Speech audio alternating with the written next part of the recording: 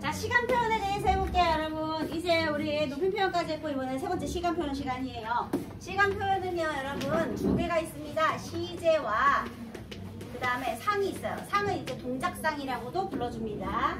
시제와 동작상 중에서요, 오늘은 시제 먼저 공부해볼게요. 자, 시간 표현의 첫 번째 시제가 되겠네요. 시제는요, 여러분, 역시나 어떻게 실현되는지가 중요합니다. 선생님이 계속해서 강조하고 있죠. 실현 방법이 중요하다. 그지? 어떤 방법으로 실현할 것인가. 그게 이제 문법인 거야. 자, 그러면 시제를 나누는 기준은요, 발화시와 사건시를 기준으로 구분하는 거예요. 발화시와 사건시를 구분으로 세 가지 시제를 나눌 수 있어요. 여러분 다 아는 거예요. 뭐가 있죠? 과거, 현재, 너무 쉽죠? 그 다음에 미래 나눌 수 있어요. 여러분들 다 아는 거.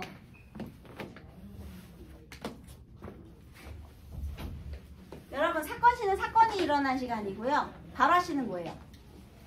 말하는 시점이 되겠습니다. 사건이 일어난 시점과 말하는 시점. 자, 어디가 더 앞선 시제일까요? 과거 시제는요. 자, 여기가 이제 발화시라고 해볼게요. 말을 했어요. 그럼 사건은 더 앞에 일어나야 되겠죠. 이거는 지금 시간이 이렇게 흘러가고 있으니까 사건시가 앞선 시제라고 하는 겁니다. 자, 그러면 현재 시제는 뭐예요? 발화시와 사건시가 일치하는 시제가 되겠습니다. 자, 그 다음에 미래 시제는 무엇이 나중인 시제일까요? 당연히 말을 먼저 하고 사건은 나중에 일어나야 이게 미래 시제가 되겠죠? 여러분, 사건시가 나중인 시제 뭐라고요? 미래. 사건시가 앞선 시제 뭐라고요? 과거. 일치는 뭐 금방 할 거고요. 그러면 발화시가 앞선 시제 뭐예요? 미래. 이거 빨리빨리 안 돼. 그래서 요거 헷갈리지 말고 잘 찾으세요. 자, 그러면 이제 얘를 어떻게 실현하느냐. 이 시제의 실현 방법. 일단 첫 번째는요. 그럼 뭐게? 아까 시제가 뭐게? 과거. 지금 지금 하는 중 이러면 현재도 될 수 있고요. 그 다음에 내일. 미래잖아요. 곧 미래네. 그래서요, 지금 선생님 같은 표현을 뭐라고 하느냐. 시간 관련된 표현이라고 하고요. 시간 부사어나 또는 시간과 관련된 표현, 꼭 부사가 아닐 수도 있거든요. 명사일 수도 있거든요. 그래서 어쨌든 이 시간 부사어 관련된 표현이 있습니다. 시간 부사나 시간 부사어와 관련된 거예요. 얘는 적지 않을게요. 얘를 다 쓰려면 너무 많아요. 자, 그 다음 두 번째 방법은요. 어미를 통해 일어납니다. 그런데 어미가요. 자, 보세요. 이거 문장이에요. 우리 여기 서술어가 있어요. 어미는 어미인데 여기에 서술어, 주어를 설명하는 말이겠죠. 그리고 보통 주어 목적어 자리에 우리 어떠한 품사가 주어 목적어 자리에 오죠? 체언이라는 품사가 오죠. 몸통을 담당하는. 그래서 체언 플러스 조사가 보통 주어도 쓰이고 목적어도 쓰이고 하잖아요. 누구가 무엇을 이런 거. 그래서 이 체언을 수식하는 자리, 요 자리일 수도 있고 요 자리일 수도 있어요. 여기에도요. 관형어가 오는데요. 관형어는 관형사가 관형어가 될 수도 있고 체언이 관형어가 될 수도 있지만 용언의 관형사형이 또 관형어가 될 수도 있잖아요. 그래서 특히나 관형어 중에서도요. 용언이 활용을 해서 동사나 형용사가 활용을 해서 관형어가 되는 경우, 지금 그 경우입니다. 그런데 여기에서 시간을 담당하는 부분이 있어요. 자, 먼저 이 자리부터 볼게요. 관형어에서요, 여러분. 어말어미 자리예요. 종결 형태와 비종결 형태가 있어요. 다시 또 시작이야. 그런데 종결 형태 문장의 형식을 결정할 수도 있고요. 이렇게 비종결. 이 문장의 끝이 아니죠. 단어의 끝이 문장의 끝이 아니잖아. 그럼 이제 비종결이야. 그럼 비종결이면 연결어미와 전성어미가 있죠, 여러분. 연결어미는 뭐야? 문장과 문장의 연결. 전성어미는 성질을 바꿔주는 거야. 그러면 얘는 전성어미 자리겠네. 자, 왜 전성어미야? 원래 서술을 해야 되는데 어떤 기능을 하게 만들었어? 관형어의 기능을 하게 만들었어요. 즉 관형사형 전성어미라고 불러주는 거예요. 전성음이 3개 있어. 부사형, 명사형, 관형사형. 요거 3개. 그 중에서 요 자리. 얘들아, 관형사형 전성어미가 어말어미라는 걸 아셔야 돼요. 그런 데서 틀려. 다른 데서 틀리는 게 아니야. 그 용어 때문에 많이 틀려. 관형사형 전성어미는 선어말어미입니까? 아니라고. 요 자리라고. 어말어미 자리에서. 그러면 자, 어말어미 자리인 여기 적어볼게요. 관형사형 전성어미. 이게 정확한 명칭인데 우리 보통 그냥 관형사형 어미라고 많이 부르잖아요. 선생님이랑 수업해서 여러분 다 알죠? 관형사형 전성어미 종류 4개 있어요. 뭐가 있어요? 은, 네, 늘, 던 이렇게 있잖아. 그치? 그러면 요 자리에 뭐가 오는 거야?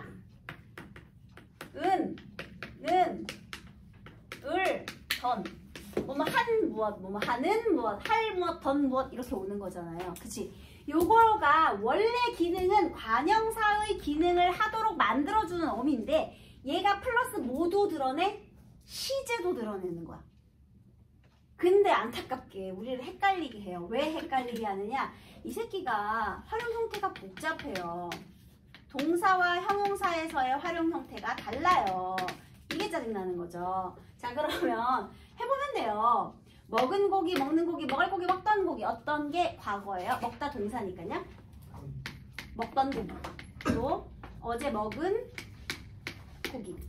얘는요, 여러분 앞에만 대시가 있어야 되겠죠. 왜냐면 어말어미니까. 이렇게. 자, 그 다음에 빠른 자동차. 빠르는 안 되고 빠를 자동차, 빠르던 자동차. 자, 어떤 거예요? 던만 과거죠. 은을 던 중에서 지금 던 둘 다 과거고요. 특히 관형사형어미 은이 동사에서 과거 시제로 쓰인 걸 확인할 수 있었어요. 자, 이번엔 현재 시제로 가볼게요. 현재 시제도 동사와 형용사의 차이가 있습니다. 먹는 고기, 먹은 고기, 먹을 고기, 먹던 고기 중에 현재는 먹는 고기겠죠. 내가 지금 먹는 고기. 그 다음에 아주 빠른 자동차. 은 되겠죠. 참고로 이 는은 어디에서만 쓸 수 있어요? 어떤 품사에만? 형용사에는 는 못 쓰잖아, 얘들아. 그거 알잖아. 그래서 우리가 동사랑 형용사랑 구분할 때 뭐는 이렇게 는을 붙여보면 가는, 먹는 이렇게 어간에다 는 붙여서 관형으로 쓸 수 있으면 그 놈은 동사, 안 되면 형용사. 이거 많이 구분하잖아. 그쵸? 그래서 조자리에 그걸 붙여보는 거예요. 그 다음 미래는 동사, 형용사 둘 다 무엇을 쓰죠? 을, 이거는 둘 다 쓰고요. 그러면 요거를 다시 보면 이렇게 되는 거죠. 은는 던 중에서 얘가 문제야. 그럼 거꾸로 볼게. 던, 둘 다 과거. 을, 둘 다 미래. 얘는 동사에서만 현재. 요 놈이 문제가 되는 거네. 그치? 그치? 그래서 요 놈을 여기다가 적어볼게요. 관형사형어미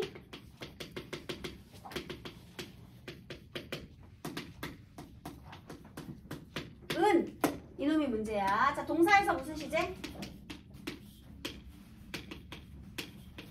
과거. 형용사에서는 무슨 시제? 현재. 형용사가 현재다. 이렇게 직관적으로 외워도 되고요. 어제 먹은 고기를 머릿속에 계속 떠올리셔도 되고요. 그냥 어제 먹은 고기만 계속 외우고 있어도 아, 동사 과거구만. 안 되니? 어제 먹은 고기. 먹다 동사인 건 확실하잖아. 선생님이 제일 좋아하는 동사가 먹다거든요, 여러분. 그래서 난 항상 동사를 생각하면 먹다를 생각해서 연상을 해요. 그러면 되게 빠르게 되더라고요. 네. 그래서 어제 먹은 고기 아깝잖아요. 어제 다 못 먹은 고기 뭐 이런 거. 그래서 일단은 관형사형어미 은을 잘 보시기 바랍니다. 이제 문제가 나오면 저렇게 안 나오죠. 어떻게 나와? 예문이 나와요.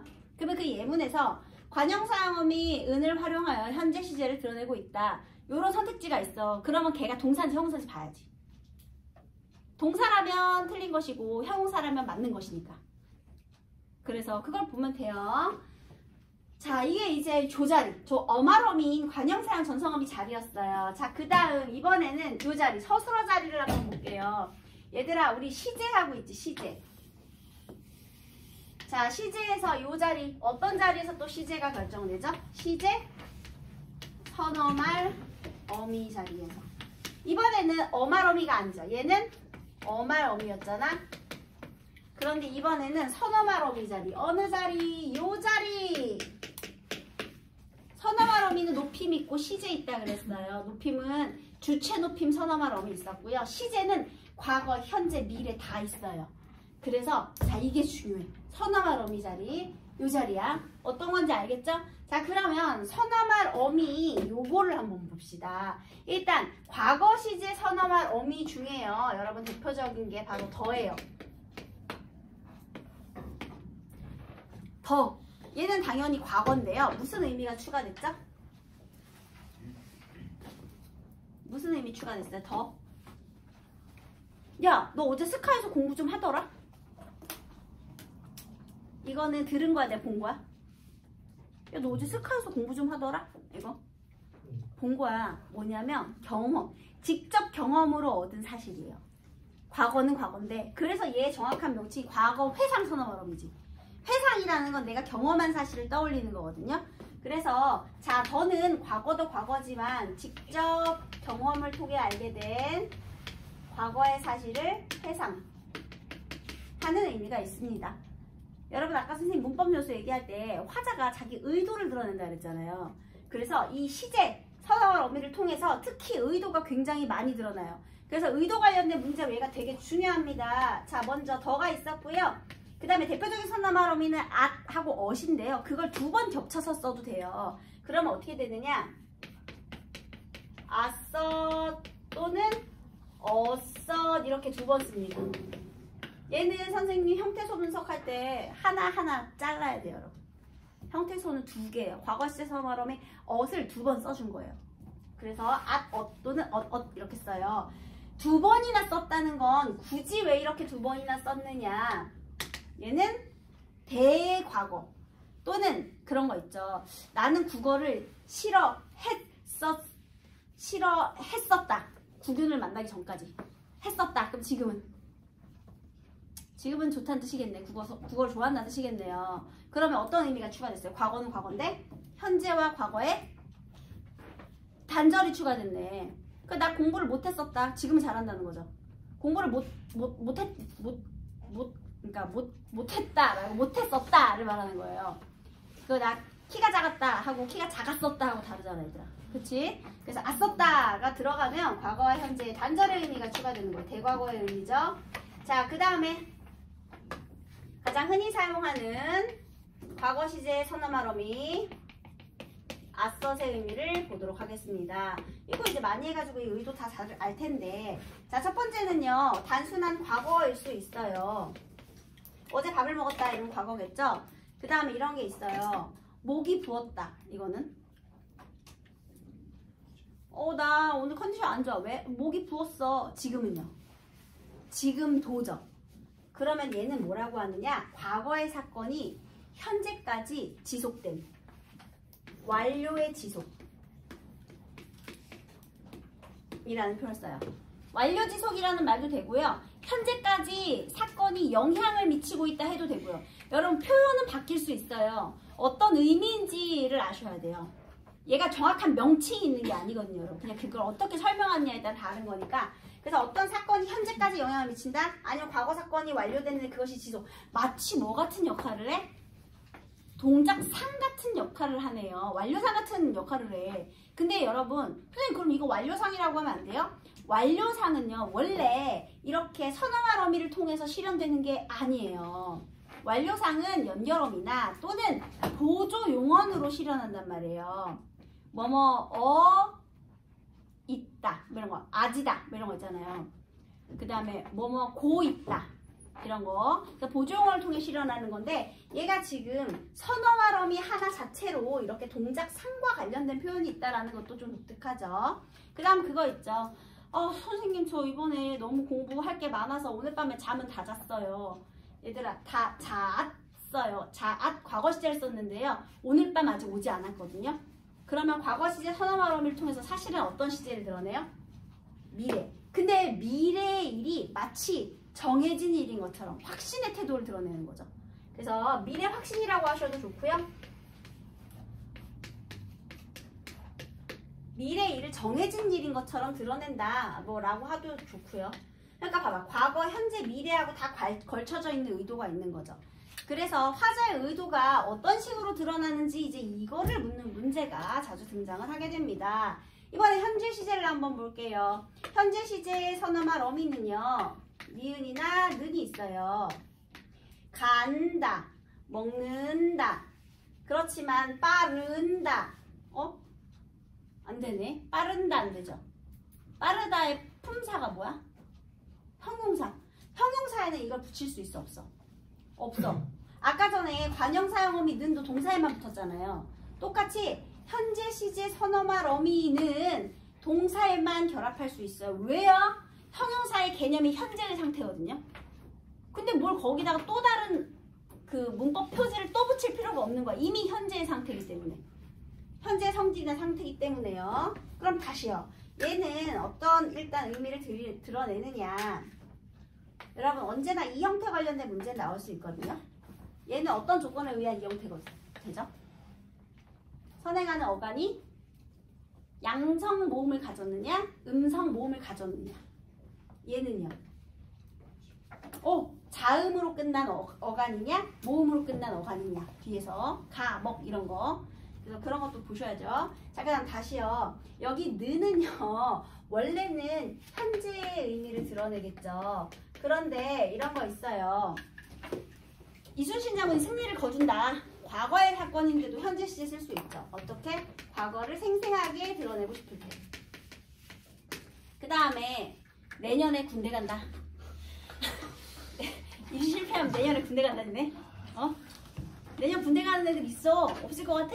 있어요. 멀지 않았어요. 네, 내년에 군대 간다. 여러분 내년인데 다 안다. 현재 시제 선언으로 썼네요. 이런 선생님 저 즐거워하는 거 아니에요. 여러분 마음 아파하는 거예요. 근데 간다. 얘들아 간다. 왜 현재 시제를 썼을까요? 피해갈 수 없어. 예정된 미래.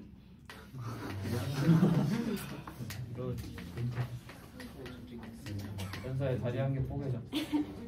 예정된 미래인데요. 사실 가까운 미래라고도 표현을 하거든요. 근데 내년이면 막 엄청 가까운 건 아니잖아. 근데 심적으로 가깝게 느껴지는 거죠. 얼마 안 남았다고 생각할 때. 그럴 때 이제 쓰는 거예요. 예정된 미래. 얘를 미래 확신이라고 얘기해도 상관없어요, 여러분. 같은 말이에요. 다만 현재 시제를 사용해서 미래 확신을 드러낸다 하면 되는 거지. 그냥 말만 통하면 되는 거예요. 그리고 또 있어요. 얘들아, 우리 지구가 태양 주위를 돌아요. 그쵸? 어제도 돌았고요. 지금도 돌고 있고요. 내일도 돌 거예요. 근데 지구가 돌았다. 지구가 돈다. 지구가 돌겠다. 어떤 표현 쓰죠? 지구가 돈다. 현재 시제를 쓰죠. 진리. 변함이 없는 진리. 그 다음에 나는 매일 아침 7시에 일어났다. 그 다음에 일어난다. 일어나겠다. 여기서 습관은 현재 시제를 써줍니다. 그래서 이렇게 진리나 습관, 변함없는 것들도 현재 시제를 써줍니다. 그런데 다만 이거는 무어에만?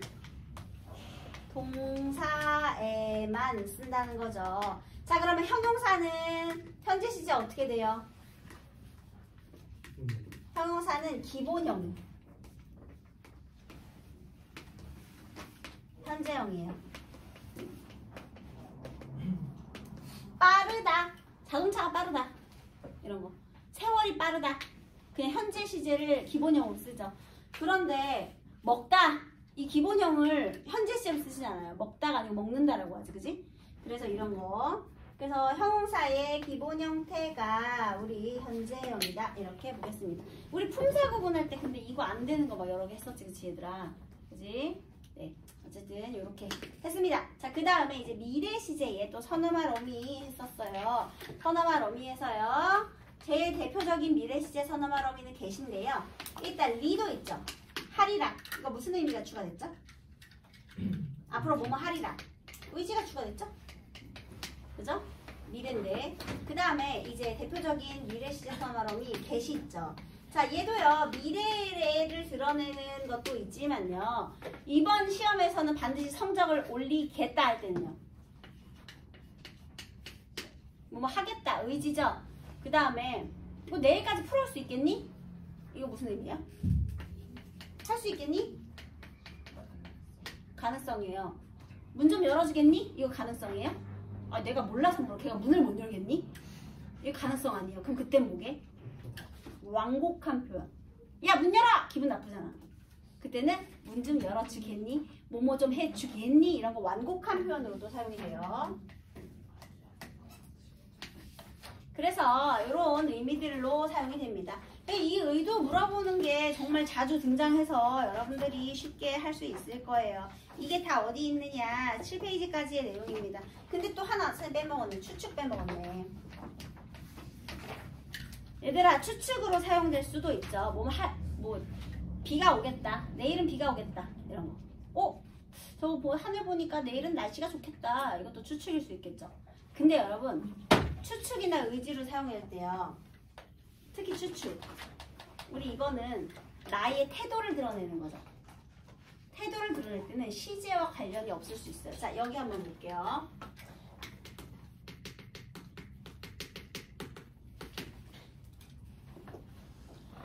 야, 너 어디 여행 갔었다며. 와, 재미있었겠다. 이런 표현도 쓰죠. 그쵸? 와, 너 되게 재밌었겠다. 이런 표현 쓰잖아. 그러면 여기서 시제는 뭐가 담당하고 있어? 어떤 게 시제야 지금? 과거예요? 현재예요? 이거 뭐예요? 얘가 과거 시제를 드러내고요. 우리 식구들 지금 점심 다 먹었겠다. 이때 얘가 과거죠. 그럼 이때의 get은 뭐야? 추측이야. 과거 사건에 대한 추측이죠. 근데 이런 것도 있다. 내일이면 눈이 쌓이겠다. 눈이 되게 많이 오네. 와, 내일이면 눈이 쌓이겠다. 얘는 미래면서 추측일 수 있죠. 미래면서도 추측일 수 있어요, 여러분. 그러니까 추측의 의미로 사용이 되면 다른 시제 선어말어미와 결합을 할 수도 있는데요. 근데 여러분 순서는 먹었겠다는 되지만 먹겠다는 안 되죠. 그래서 순서는 정해져 있지만 어쨌든 선어와 어미와 결합을 할 때 그때는 오로지 단순히 추측의 의미로만도 사용이 될 수가 있다. 이런 겁니다. 그래서 결합을 해서 자연스러운지 아닌지는 읽어보면 알 수 있어요. 어렵게 생각하지 마시고. 자, 그 다음에 이제 상으로 가겠습니다. 이거는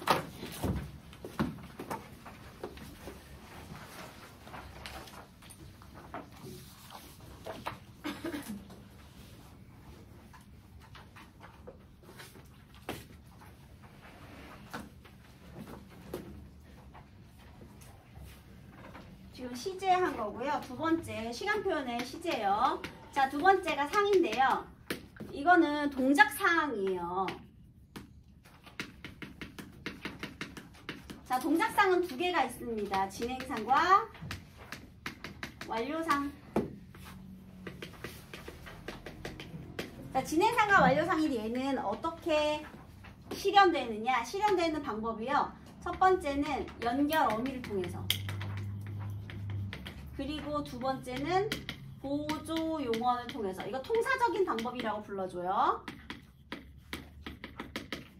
보조 용언을 더 달아주는 거예요. 문장의 구조를 덧붙이는 거예요. 연결어미는 고서랑 면서가 있어요. 제일 많이 나오는 게 그는 흔들고서 나에게 다가왔다. 그가 웃고서 나에게 다가왔다. 얘들아 이거 진행이가 완료게. 웃고서 다가왔다.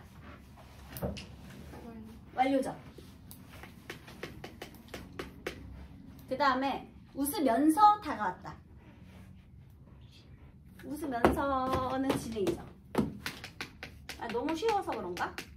그죠? 손을 흔들면서 다가오는 건 이렇게 오는 거고요. 손을 흔들고서 다가온 건 안녕 하고 이렇게 다가오는 거예요. 완료하고. 뭔지 알겠죠? 자, 그 다음에 보조용어는 뭐가 있느냐? 일단 진행상은요, 뭐뭐 하고 있다. 그죠? 그 다음에 얘는 뭐뭐 있다. 꽃이 피고 있다. 진행이야, 완료요. 일단 상이라는 게 뭐냐면요. 동작의 시간의 내적의 흐름이에요. 여러분 아까 시제는 무엇과 무엇을 기준으로 한 거라고 그랬죠? 발화시와 사건시 기준이었죠. 말하는 시점과 사건이 일어난 시점 기준인데요. 얘는 어떤 동작의 내적 시간의 흐름. 그 동작이 일어나고 있는 중인 건지 그 동작이 다 일어난 건지 그 얘기거든요. 자, 그러면 꽃이 피어 있다. 이건 뭐예요? 핀 거 끝났고 그게 지속되는 거지. 그게 완료상이에요. 완료 지속. 자, 그러면 버리다. 먹어버리다. 이런 거 있잖아. 이것도 다 먹고 끝난 거지. 치워버리다. 이런 것도. 그래서 얘는 완료상인데요. 진행상, 완료상은 의미가 되게 되게 읽으면 다 아는 내용인데 요게 또 중의적으로 해석이 될 때가 있어요. 두 개가 다 될 때가 있어. 진행, 완료가. 자, 보통 의상과 관련된 거. 의상과 관련된 의미로 사용될 때 예를 들면 안경을 쓰고 있다. 얘는 완료효과 진행이니까 안경을 쓰고 있는 중일 수도 있고요. 쓴 착장 상태가 지속되는 걸 수도 있죠. 바지를 입고 있다. 입는 중일 수도 있고요. 착장 상태를 벗고 있지 않고 입고 있을 수도 있는 거고요. 그쵸? 그 다음에 겉옷을 입고 있다. 벗지 않고 입고 있을 수 있는 거고요. 입고 있는 중일 수도 있거든요. 그래서 얘는 넥타이를 매고 있다. 시계를 차고 있다. 다 마찬가지예요. 얘는 여기 고 있다가 의상과 관련된 착장과 관련된 표현일 때는 중의적으로 둘 다 돼요. 진행과 완료가 둘 다 되는 그런 중의적인 의미로 사용이 될 수도 있습니다. 어렵지 않죠? 자, 그러면 이거 해볼까?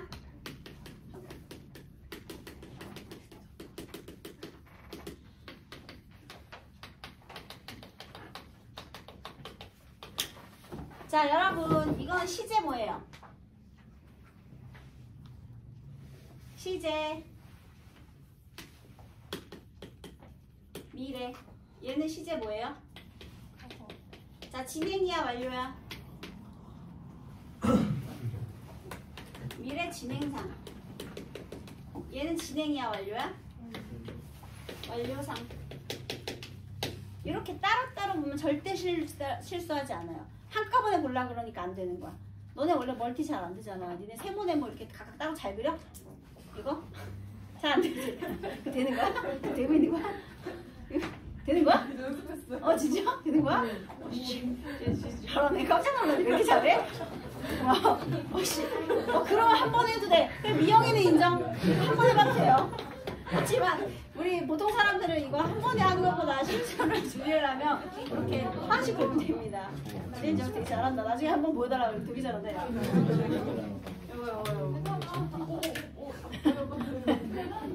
네. 자, 그래서 요거까지 이제 3까지 한 거예요. 그 다음에 여러분 피동사동 표현은 선생님이 다음에 시작할 때 조금 자세히 하고요. 나머지 인용 표현을 먼저 보도록 하겠습니다. 원래 피동사동 지금 여기 시제 표현까지 끝난 거고요. 넘기면 피동사동이 있거든요. 쭉 넘겨야 돼요. 그런데 피동사동은 선생님이 여기는 지금 이따가 우리 부정 표현이랑 중의적 표현 그리고 피동사동 표현 이렇게 마무리를 할 거거든요. 근데 시간이 피동사동이 들어가기에는 좀 아쉬워서 우리 1학년 때는 피동만 주로 했잖아요. 근데 이번에 선생님이 사동 표현까지 해가지고 피동사동에 관해서 알아야 될 거 싹 정리할 거거든요.